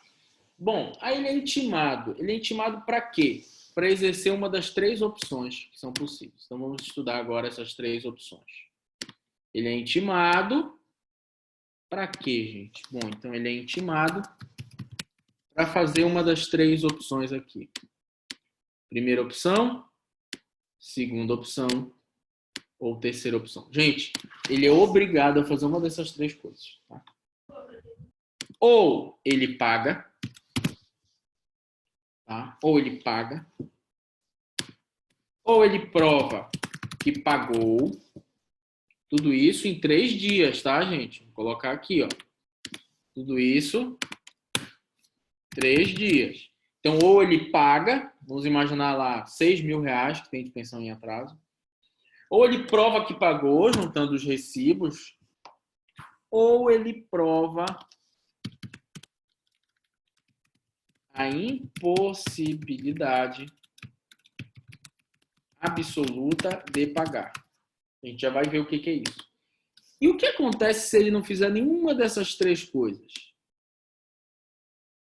Se ele não paga, não prova que pagou e nem prova a impossibilidade absoluta de pagar, aí sim vem a consequência desse rito. A consequência, prisão. De 1 a 3 meses. Só que como é essa prisão, gente? Essa prisão não é como a gente está acostumado a ver. Essa prisão do devedor de alimentos que não paga, não prova que pagou, não prova a impossibilidade de pagar, ela é uma prisão que é feita num local separado dos presos comuns. Tá? Então eu tenho a prisão dos presos comuns, as celas, né, dos presos comuns. O que é um preso comum, gente? É quem cometeu furto, homicídio, latrocínio, estupro, quem cometeu ilícitos penais. E tem que ter dentro dessa prisão uma sala separada só para o devedor de alimentos. Então ele tem que ser preso aqui, ó, separado dos presos comuns. Pode ser a sala do delegado, pode ser uma sala específica, uma cela específica, mas ele não pode ser misturado com quem cometeu furto, homicídio, latrocínio, estupro. Ele não pode ser misturado com esses presos comuns, por uma questão de dignidade do devedor. Tá? O legislador entendeu por bem. Tanto é que muita gente consegue habeas corpus, né, para prisão domiciliar, porque muitas cidades não têm essa cela especial. Então, exatamente o que diz a nossa lei. Ó. Vamos lá para o que diz a nossa lei.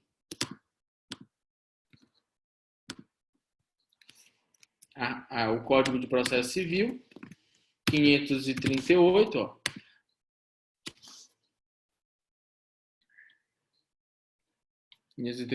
Não.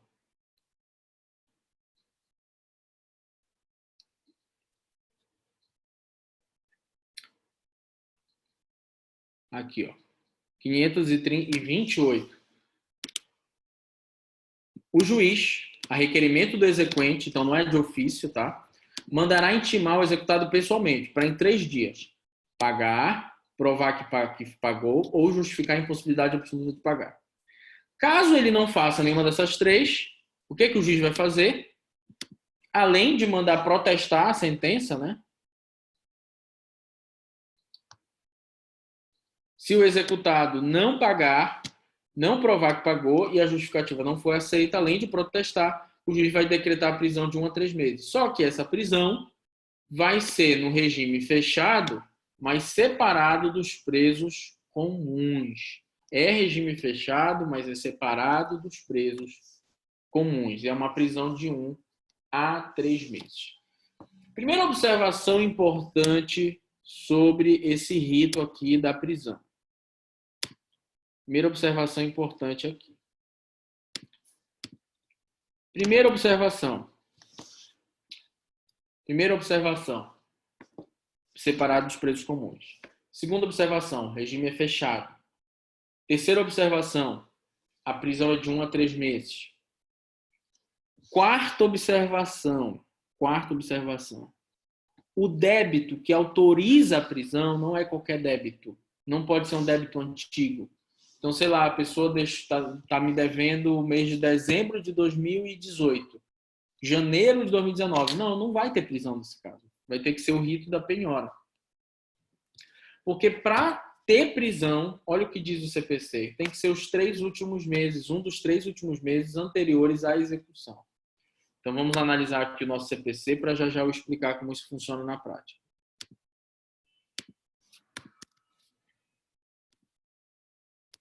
Aqui, ó, o débito que autoriza a prisão é o que compreende os 3 meses antes da execução. Então, vamos dar o seguinte exemplo aqui para vocês entenderem.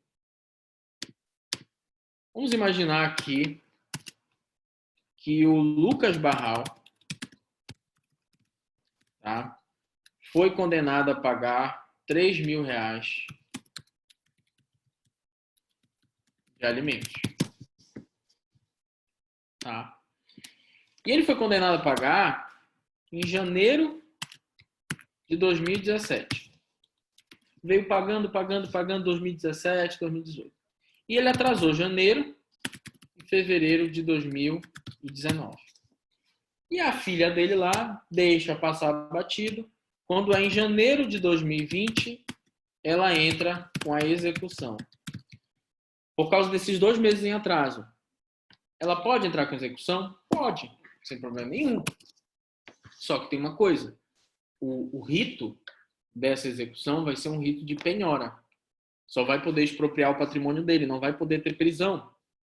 Porque a única possibilidade que poderia autorizar a prisão do Lucas Barral seria se ele estivesse devendo. Ela entrou com execução em janeiro de 2020. Uma das 3 parcelas anteriores à execução. Ou seja, ou ele teria que estar devendo. Setembro, outubro, ou outubro, ou novembro, ou dezembro de 2019. Tá? E ela entrou em janeiro com execução. Então, vamos supor que ele estivesse devendo as 3 parcelas. Cabe prisão? Cabe. Ele está devendo só novembro e dezembro. Cabe prisão? Cabe. Ele está devendo só dezembro. Cabe prisão? Cabe. Ele está devendo só outubro. Cabe prisão? Cabe. Uma das 3 parcelas anteriores ao juizamento da execução. Cabe prisão. Por que o legislador fez isso?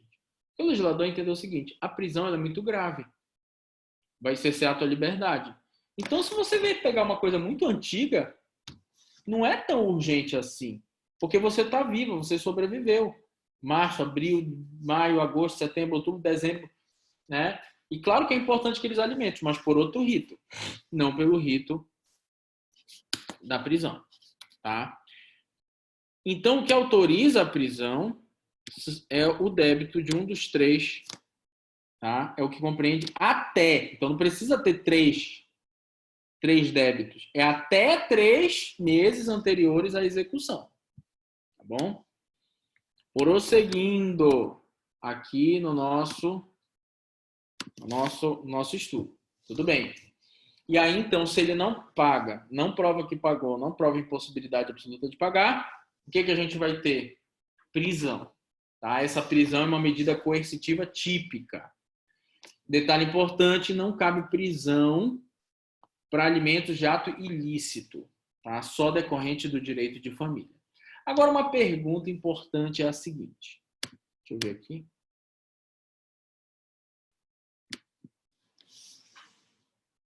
Isso, é a contada intimação, tá? É a contada intimação. Agora, uma pergunta importante é a seguinte. Eu vou fazer vários questionamentos agora para vocês.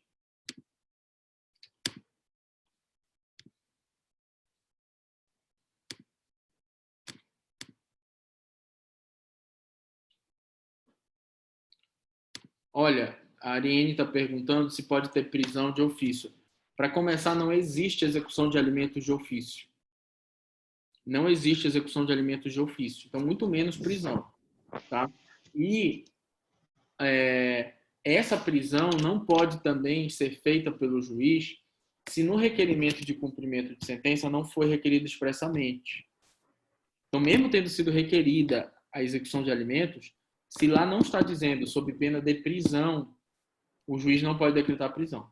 É uma escolha do exequente, né? E pode ser lá que não... Professor, uma pergunta. O devedor da pensão de alimentos pode pagar com só alimentos mesmo, o valor fixado para ele? Tipo, R$300, ele faz o supermercado e paga. Não. Só com alimentos. Ele pode fazer isso por conta própria? Isso aí é o seguinte, isso aí é fixado na sentença ou no acordo. Toda vez que tem uma decisão fixando alimentos, a juíza, o juiz, deixam bem especificado se esses alimentos eles são feitos por meio de pagamento de contas, supermercado ou não. Então, isso está muito claro, ou no acordo ou na sentença. Então, vai ter que depender do caso. O Davi pergunta por que a prisão é coercitiva e não punitiva. A prisão é uma medida coercitiva típica, porque o objetivo da prisão não é punir porque ele não pagou. Não é punir, fazer ele sofrer, etc. Que ele aprenda a lição. Não.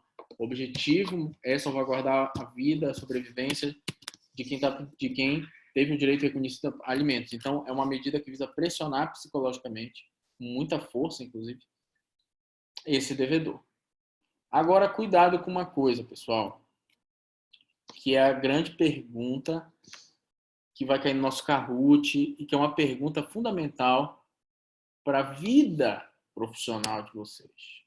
A pergunta é a seguinte: a juíza, o juiz só vai prender o executado se ele não pagar, não provar que pagou e não provar a impossibilidade absoluta de pagar.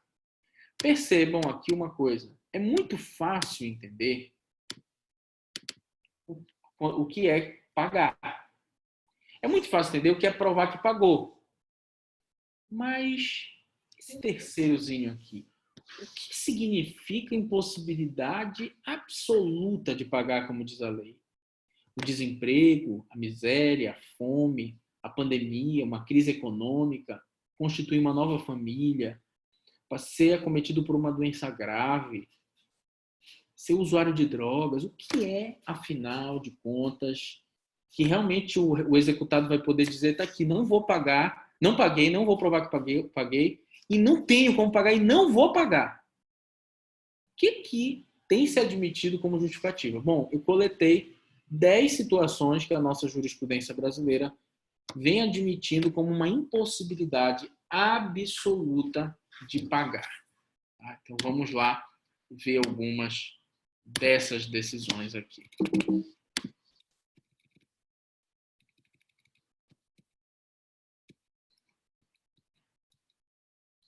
Tá. Primeiro, é o caso aqui do coronavírus. Tá? O STJ entendeu como impossibilidade absoluta de pagar. Aqui, desculpa, o STJ não é que ele entendeu a impossibilidade absoluta. O STJ admitiu a prisão domiciliar por causa do coronavírus. Então, ele estava devendo pensão e se autorizou do regime fechado para o domiciliar. Tá? Isso não tem a ver com a impossibilidade absoluta. Tá? Tem a ver com uma questão do coronavírus, que passou, então, da prisão do regime fechado para domiciliar. Professor, a prisão não extingue a dívida, né? A prisão não extingue a dívida. Ele pode passar 3 meses preso, a dívida vai se acumulando e ele ter sido preso não extingue qualquer dívida, permanece integralmente toda a dívida. Então, olha só, gente. Existe adimplemento substancial para a questão de alimentos? Por exemplo, olha, eu estou devendo 50 mil de alimentos, mas eu paguei 45 mil. Não existe, gente. Enquanto tiver lá um restinho dos últimos 3 meses que você não pagou, cabe prisão. Então, a 4ª turma do STJ entendeu que não há cabimento para a teoria do adimplemento substancial. mesmo que o devedor tenha pago 95%. O que o cara fez? Foi o seguinte: vão ficar com pena de mim. Eu estou devendo 6 mil, eu vou pagar 5 mil. E deixa minha filha sofrer, deixa ela se lascar para lá, que não vão me prender por causa de R$1.000. Então, 2 mil em novembro, 2 mil em dezembro, 2 mil em outubro. Eu pago 5 mil e fica faltando 1.000. Não existe isso, gente. Enquanto não tiver o pagamento integral dos últimos 3 meses, é a luz que vai faltar para aquela criança, é um leite, é uma fralda que vai faltar. Não interessa, tem que pagar 100%, tá bom? Bom, desemprego é uma impossibilidade absoluta e constitui uma nova família? Não. E é muito fácil, então. Eu estou com uma nova namorada, uma nova companheira. Ela está grávida. Agora eu tenho outro filho. Não. O STJ entendeu... Professor? Só um segundo. O STJ entendeu que ter um desemprego ou mesmo uma nova família não afasta a prisão. Esses fatos, desemprego e nova família, podem ser apenas considerados para diminuir o valor da pensão, numa ação revisional, mas que você tem que entrar com essa ação revisional. Então, para afastar a prisão, não adianta você estar desempregado, porque tem pessoa aí que está desempregada que está no meio do sinal vendendo tapioquinha. Então, se você está desempregado, você teria que ter entrado com uma revisional de alimentos. Não é agora na execução dizer, mas eu estou desempregado. Diga, qual é a sua pergunta? É a questão dos últimos 3 meses que ele está inadimplente, né? Vamos supor que ele passa esses 3 meses preso, ele paga os 3 que ele estava antes e continua devendo esses 3 de quando ele estava preso. Vai ter que entrar com uma nova ação de execução? Perfeito. Muito boa questão. Olha só. Essa questão é muito boa, porque o que autoriza a prisão, até complementando o que eu falei antes, não é só os 3 meses anteriores à execução, mas os que vencerem no curso do pedido de execução. Eu vou colocar aqui para vocês.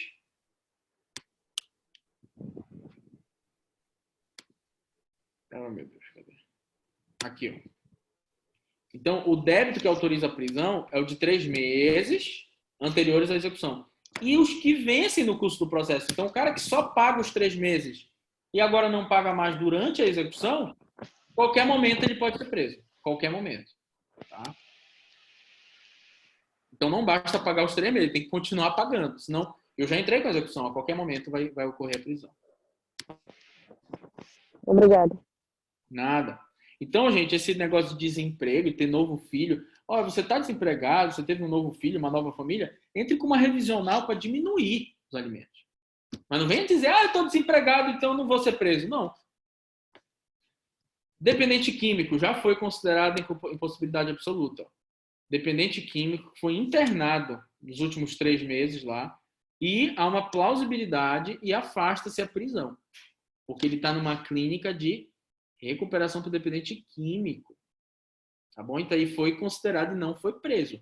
Agora é o seguinte, não ser preso não significa não ter a dívida. Então, se ele tiver uma moto, um carro, um terreno que possa ser penhorado, vai poder ser penhorado. Que aqui o que está se afastando é a prisão, não está se afastando a dívida. Tá bom?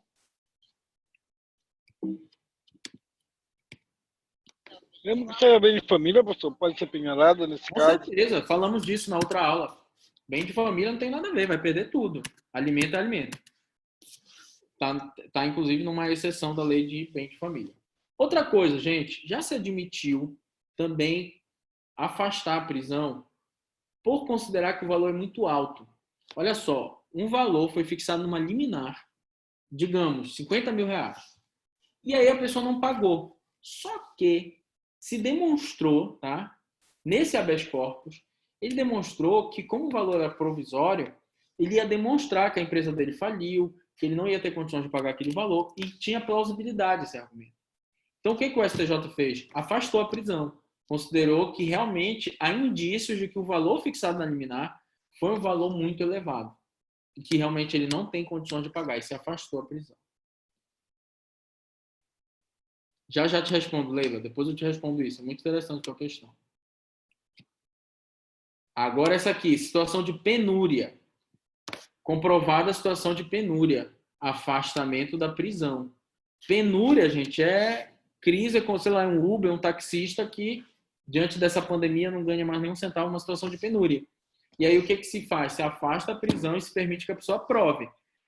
Mas olha só, se admite, se afasta a prisão temporariamente, momentaneamente, para dar tempo dele de produzir provas e demonstrar que realmente está em situação de penúria. Se ele não demonstrar, aí se decreta a prisão. Então, a impossibilidade de forma temporária dele ser preso. Tá? Agora, vamos para a pergunta da Leila. A Leila pergunta, e se tiver em curso as duas? Olha só. Eu tenho a execução de alimentos e eu tenho a revisional de alimentos. O que vai acontecer? A resposta é nada. Por quê? A revisional de alimentos só vai ter impacto nos débitos vincendos. Se ele tiver uma liminar, na revisional agora, para pagar de 5 mil, pagar 2 mil, ótimo. A partir de agora, a partir da liminar, ou a partir da sentença, que ele vai pagar 2 mil. Mas ele continua tendo que pagar. E a execução continua. Porque normalmente quando você entra com a execução, você entra com a execução do débito acumulado. Né? E a revisional vai ter impacto para o futuro. Por isso que eu sempre digo para os meus clientes, gente, você está desempregado, você está numa situação ruim, entre no mesmo dia, no dia seguinte com a revisional. Porque a partir da liminar você vai pagar um valor menor. Então teve um caso de um cliente meu que tinha construtora, tinha tudo e faliu. Ele pagava 6 mil de pensão. E aí ele me telefonou, dizendo que recebeu uma execução de alimentos de 80 mil reais, que realmente a empresa dele de engenharia de construção civil faliu, e ele confiou na filha, ele pensou que nunca iam executar ele, que sabiam que ele estava numa situação ruim. E aí ele me procurou, já quando a dívida estava acumulada em 80 mil. Aí ele perguntou o que eu poderia fazer para diminuir a dívida de 80 mil. Eu disse, nada. Absolutamente nada. Fui bem sincero com ele, nada. Eu só posso fazer na revisional daqui para frente. Por isso que se você tivesse me procurado antes, mas eu confiei na minha filha, eu confiei na minha mulher, era para ter me procurado antes. Que eu teria entrado com a revisional, ia conseguir uma liminar, ia comprovar que tu não tem mais prolabore, não tem mais nenhuma renda da empresa, é tudo para pagar a dívida, ia diminuir de, sei lá, de 6 mil para 2 mil, de 6 mil para 4 mil, de 6 mil, numa liminar. E aí vale para os vincendos, né? Eu não posso retroagir para o passado revisional para diminuir a dívida. Não existe isso. Então, continuando aqui, gente. Situação de penúria, tá? Problemas financeiros também, ó. Prisão que só se justifica quando evidenciada a renitência por parte do executado. No caso, há uma justificativa de impossibilidade de quitação do débito. Ele teve um revés financeiro. Então, se afastou a prisão. Ó. O que ele comprovou aí, gente? Ele comprovou que ele teve um revés financeiro, ele teve um transtorno. E aí, gente, não... aí nesse caso, sim, se for um transtorno muito rápido, não há tempo de contratar um advogado, entrar com revisional. E aí se afasta a prisão, mas não se afasta a dívida. Se ele comprovar que não teve como pagar, se afasta a prisão, mas não se afasta a dívida, tá? A dívida só pode ser afastada, a dívida vincenda, e se ele entrar com ação revisional. Mas pelo menos a prisão se afasta. Olha, ele não pagou, ele continua com a dívida. Mas não vai ter prisão, porque, olha, ele era dono de uma loja de um shopping e há 2 meses que os shoppings estão fechados. Então, não vai ser preso, mas vai continuar com a dívida. Porque aí vai ter que ser pelo rito da prisão. E aqui, uma questão importante. Eu vou falar primeiro dos avós, depois do filho maior, tá? E depois do cônjuge. Olha só. Primeira coisa, cabe prisão dos avós. Vocês viram que quando os pais morrem ou estão em situação de miserabilidade, a obrigação passa para o parente mais próximo, que normalmente são os avós. E olha só, gente, o STJ não admite a prisão dos avós. Ele só admite a prisão dos devedores imediatos. Olha só, só que isso não está na lei, tá? Isso é uma jurisprudência de sopesação de direitos fundamentais. se levando em conta o prejuízo que vai ter uma pessoa idosa presa e o prejuízo que vai ter uma pessoa de não ter essa medida coercitiva, se considera priorizar a dignidade do idoso. Conclui-se, sopesando-se os prejuízos sofridos pelos menores e os prejuízos que seriam sofridos pelos pacientes, que no caso porque foi um habeas corpus, casal de idosos, conclui-se que a solução mais adequada é autorizar a conversão dessa execução para o rito da penhora, que ao mesmo tempo homenageia a menor onerosidade e ao mesmo tempo a efetividade da execução. E aí o STJ não divulga o número do direito de família, né? Então eu coloquei aqui a notícia que avós não podem ser presos por deixar de pagar a pensão dos netos. No caso, os pais estavam em situação de rua e entraram com ação contra os avós. Pode até penhorar o salário deles ou a aposentadoria deles sem problema nenhum, mas não pode prender. E aí, outra questão. Cabe prisão... Olha, aqui consideraram impossibilidade absoluta de pagar quem estava preso quando estava devendo. O que aconteceu nesse caso? A pessoa, sei lá, era um traficante. E aí, ele ficou preso, sei lá, 4 meses. E não pagou pensão alimentícia. Ou, sei lá, ele era um comerciante, mas ao mesmo tempo praticou algum crime. E aí se considerou justificativa apta. O que aconteceu? Ele estava preso. E ele não tinha como pagar alimentos durante o período que ele estava preso, porque ele era um profissional liberal. Ele é o quê? Um traficante. Como é que ele vai vender droga? Como é que ele vai vender droga se ele está preso? Brincadeiras à parte, tá, gente? Ele foi preso por algum motivo, não sei o que foi. Tá? Mas ele, digamos, ele era um autônomo. Digamos, ele foi preso porque ele agrediu alguém. Estuprou alguém, sei lá. E ficou 4 meses preso, aquela prisão cautelar. E, obviamente, não pôde ter a sua renda. Ele vendia cachorro-quente, alguma coisa assim. E agora vem a grande cagada. Qual é a cagada? Se o filho for maior de idade, ele tem direito à pensão. Vocês sabem, se ele não tiver trabalho e estiver cursando nível superior. Só que olha aqui, a prisão de obrigação alimentar é excepcional e tem por objetivo prestar alimentos para salvaguardar a vida, né, a sobrevivência. A prisão civil perde a sua finalidade quando for constatado que os alimentos estão sendo prestados a filho maior com o único objetivo de prestar curso superior. Ou seja, ele já mora com a mãe, ele tem um teto, ele tem comida, ele tem tudo. E o objetivo da pensão é só para aquele estudo de nível superior. Tá? Não cabe aqui prisão para filho maior. Então, tudo é uma sopesação de direitos fundamentais. E para o ex-cônjuge? Aqui, gente, cuidado. Eu disse para vocês que cabe prisão na questão dos alimentos dos direitos de família, mas observados certos requisitos, lá dos 3 meses, etc.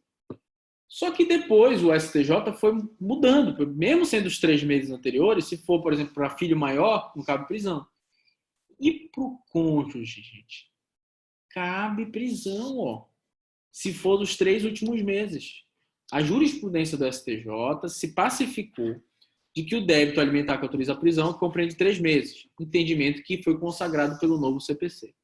O alimento devido entre cônjuges, tá, tem como fundamento a solidariedade familiar. Ou seja, eu não vou terminar com a pessoa e deixar ela na sarjeta. E mesmo que transitórios, são transitórios, tá? Depois de fixados pelo magistrado, eles devem ser tidos como indispensáveis à sobrevivência. Tá? Da Stephanie Brito. Na execução de alimentos devidos entre cônjuges, mesmo quando estipulados de forma transitória, incide a técnica de prisão, sim, se a dívida for dos 3 últimos meses anteriores à execução. A restrição da execução atrairia o efeito deletério de obrigar o credor a pagar. A lei não faz distinção para fins de prisão entre a qualidade da pessoa que necessita de alimento. Se é maior, se é menor, se é capaz, se é incapaz, se é cônjuge, se é neto. Mas tão somente que o débito é atual ou pretérito. Então, gente, aqui o que se percebe? Que a jurisprudência do STJ, as turmas do STJ, elas pensam diferente. Porque essa jurisprudência, esse precedente, diz que não faz diferença se é um filho maior se é um cônjuge, se é um neto. Ou seja, todo mundo pode ser preso. Mas em outros casos, o STJ diz, mas o avô não pode ser preso. Se a dívida é para o filho maior, não pode ser preso. Então, percebe-se que não tem uniformidade essa jurisprudência do STJ sobre isso. Tá?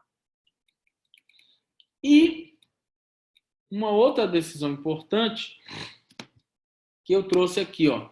Santa Catarina e Minas Gerais tem, com base no princípio da menor onerosidade, admitido, ao invés da prisão, o uso de tornozeleira eletrônica. Aliás, gente, isso é a coisa mais inteligente que eu já vi na minha vida. Decisões do Paraná determinam tornozeleira eletrônica para devedores de alimentos. Tornozeleira eletrônica para todos os devedores de alimentos. E também Tribunal de Justiça de Minas Gerais. Pessoal, me desculpem se vocês não concordam, mas a minha opinião é essa, eu vou falar. Sou contra a prisão de alimentos. Tá? Vou explicar o porquê.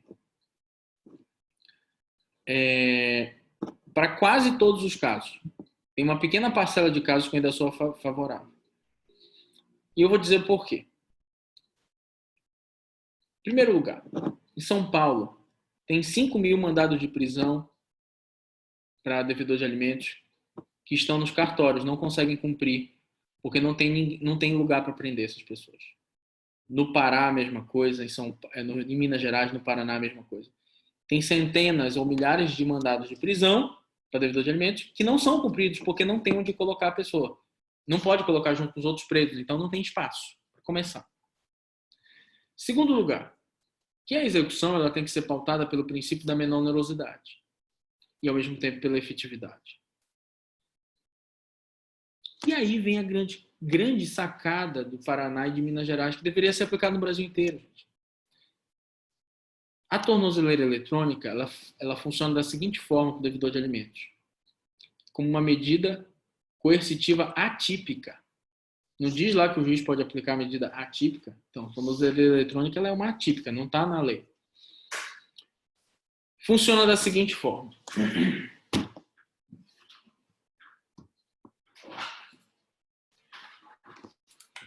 Aqui, a casa do devedor de alimentos. Bem aqui. Ó. Essa branca aqui. E ele trabalha bem aqui nessa casa amarela. Como é que funciona a tornozeleira eletrônica do devedor de alimentos? Uma turma minha explicou bem, teve um trabalho que eles explicaram legal isso. Coloca a tornozeleira eletrônica autorizando que ele ande até o trabalho e a casa. Se ele for para algum caminho diverso que liga a casa até o trabalho dele, vai apitar a tornozeleira e a polícia vem na hora e aí sim é prisão. É prisão, tá? Aí vai ficar encarcerado mesmo, não tem jeito. Então se dá uma oportunidade para que ele possa continuar trabalhando. Olha, ele não vai ter lazer, ele não vai para festa, ele não vai para o supermercado. Ele só vai para o trabalho e volta. E vai apitar se ele sair daquele ciclo, daquela rota. Então, ao mesmo tempo que a pessoa está sendo privada de ter lazer, de ir para uma festa, de ir para casa de um amigo, ele está privado disso, de jogar um futebol com o amigo, está privado. E ele está como se fosse preso, mas uma prisão meio que domiciliar, né? Por uma rota apenas. Ao mesmo tempo que ele está sendo coagido e podendo ir atrás do dinheiro. Ele não vai conseguir viver a vida dele inteira com uma tornozeleira eletrônica, ele vai ter que ir atrás do dinheiro. Tá? Então, eu sou super favorável a isso, gente. Para começar também, que prisão não é para ser humano, né? Prisão é para bicho. Eu sou contra até a prisão mesmo, para qualquer pessoa. Eu acho que deveriam inventar uma outra coisa. Prisão é uma coisa muito medieval, né? Roubou uma carteira, vai preso. Mas, enfim, isso aí é mais um assunto para o Rufino e para a Saada, que vão discutir melhor com vocês a teoria do abolicionismo, né? Que defende justamente que libere todo mundo aí, que a prisão é uma questão, tirando estupro, homicídio, a prisão tem como causa as mazelas sociais, por isso que as prisões na Holanda e na Suíça estão vazias. É porque o que no Brasil o pessoal é ruim, lá eles são bons? Não, é porque a causa primária, né, da criminalidade patrimonial, não estou falando de estupro nem de homicídio, é a pobreza, é a miséria. Então, quando se prende, não se está se resolvendo o problema, está se passando panos quentes no problema maior, que é a má distribuição de renda, vide Rodrigo Faro e o garçom do Hotel Beira-Rio. Mas, enfim, pessoal, temos que encerrar por hoje. Tem mais muita coisa para a gente ver, muito mais coisa para a gente ver sobre a execução de alimentos. A gente vai ter que deixar para a próxima aula, porque eu preciso falar sobre a prova com vocês. Tá bom? A gente deixa as perguntas, as outras decisões, as outras reflexões para a próxima aula.